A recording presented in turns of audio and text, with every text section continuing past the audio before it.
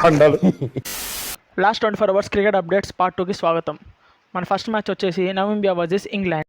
Namibia toss గెలిచి bowling తీసుకుంది. వర్షం కారణంగా 10 ఓవర్స్కి మ్యాచ్ రెడ్యూస్ అయింది. ఫస్ట్ ఇన్నింగ్స్లో ఇంగ్లాండ్ 122 రన్స్ స్కోర్ చేసింది. తొక్కుకుంటూ పోవాలి. సెకండ్ ఇన్నింగ్స్లో ఇంగ్లాండ్ 41 రన్స్ తేడాతో మ్యాచ్ గెలిచింది. And the player of the match goes to Harry Brook for his 47 runs. And second match New Zealand versus Uganda. New Zealand toss గెలిచి bowling తీసుకుంది.